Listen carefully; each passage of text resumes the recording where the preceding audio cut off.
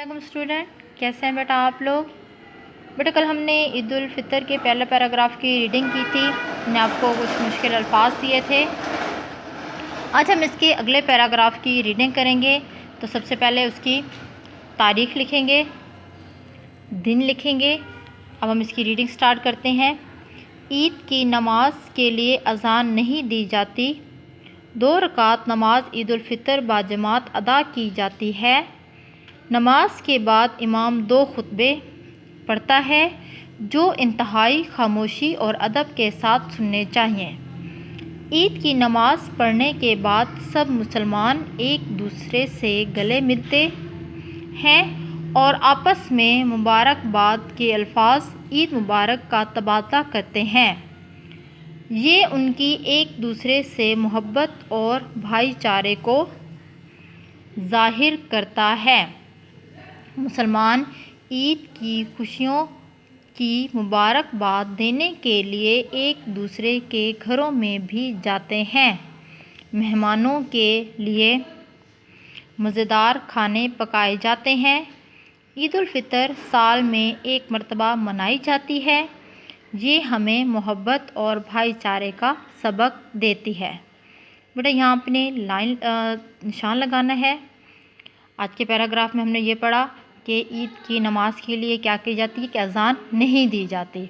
और कितनी रकातें अदा की जाती हैं? 2 रकातें। ईद की नमाज के बाद इमाम कितने खुतबे पढ़ता है? 2 खुतबे पढ़ता है। और उन खुतबों को क्या करना चाहिए? शोर से सुनना चाहिए? नहीं, उनको खामोशी से सुनना चाहिए और अदब के साथ सुनना चाहिए।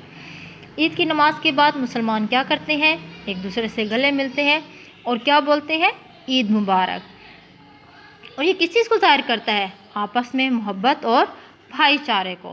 और जब ईद की नमाज़ पढ़ के सब लोग घर आ जाते हैं तो क्या होता है? एक दूसरे को मुबारकबाद देने के लिए एक दूसरे के घरों में भी जाते हैं। यकीनन आप भी अपने रिश्तेदारों के घरों में जाते होंगे ईद के दिन। मेहमानों के लिए क्या करते हैं? मज़े मज़े के खाने बनाए जाते हैं। और ईद उल फितर साल में कितनी मरतबा मनाई जाती है? 1 बार मनाई जाती है। और ईद उल फितर का दिन हमें किस चीज़ का सबक देता है? मोहब्बत और भाईचारे का। किस चीज़ का सबक देते हैं? मोहब्बत और भाईचारे का सबक मिलता है उस दिन हमें।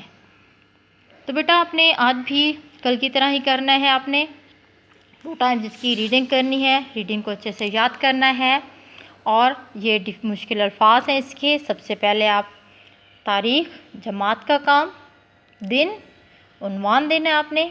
मुश्किल अल्फाज कौन से हमारे पास? अज़ान, 2 रकात, बाजमात, 2 खुतबे, मुबारकबाद, मोहब्बत, भाईचारा, मेहमानों। ये मुश्किल अल्फाज आपने 2 टाइम्स आगे लिखने भी हैं और उसको याद भी करना है। बेटा अच्छी अच्छी और प्यारी प्यारी राइटिंग में लिखना है, लाइनों का ध्यान रखना है। ठीक है, ओके बेटा, अल्लाह हाफिज़।